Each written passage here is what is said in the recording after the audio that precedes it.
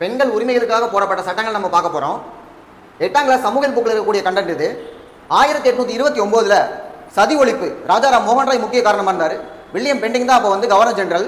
அதுக்கப்புறம் 1856 விதவை மறுமண சட்டம், விடோ ரீமேரேஜ் ஆக்ட். ஈஸ்வர் சந்திர வித்யாசாகர் இதுக்கு ரொம்ப காரணமாக இருந்தவர். இந்து திருமண சட்டம், பெண்ணின் திருமண வயது 21 போட்டிருக்காங்க. ஆக்சுவலாக 18 வயசு 21 ஆக்கிறதுக்காக வந்து அமெண்ட்மெண்ட் கொடுத்துருக்காங்க. ஆனால் இன்னும் நிறைவேற்றப்படலை. பெண்ணுக்கு வந்து 18, ஆணுக்கு வந்து 21. இந்து வாரிசுரிமை சட்டம், மகனுக்கும் மகனின் குழந்தைகளுக்கும் சொத்தில் எப்படி உரிமை உள்ளதோ அதே மாதிரி தான் மகளுக்கும் மகளின் குழந்தைகளுக்கும் சொத்தில் உரிமை உள்ளது அப்படின்னு இந்த சட்டம் வந்து சொல்லுது.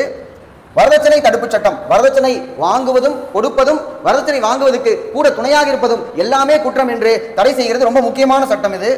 பெண்களை கேலி செய்வது, ஈவ் டீசிங் ஆக்ட் எந்த வருஷம் பார்த்தோம்னா 1997. பெண்களுக்கு இதன் மூலமா நிவாரணம் வந்து அளிக்கிறது. அநாகரிகமாக சித்தரிக்கப்படுதல், பெண்களை வந்து தவறாக பத்திரிகைகள் செய்தித்தாள்கள் இதெல்லாம் சித்தரிக்கிறது வந்து தடை செய்கிறது. தொழிற்சாலைகள் சட்டம் 48, தோட்ட தொழிலாளர் சட்டம் 51, சுரங்க சட்டம் 52, மகப்பேறு சட்டம் 1961. இதெல்லாமே பெண் தொழிலாளர்களை பாதுகாப்பதற்காக இயற்றப்பட்டது. இது குறிப்பாக பார்த்தோம்னா மகப்பேறு நலச்சட்டம் வந்து விடுப்பு அளிக்கிறது. மகப்பேறு விடுப்பு வந்து கொடுக்குறாங்க, சம்பளத்தோட லீவு கொடுக்குறாங்க.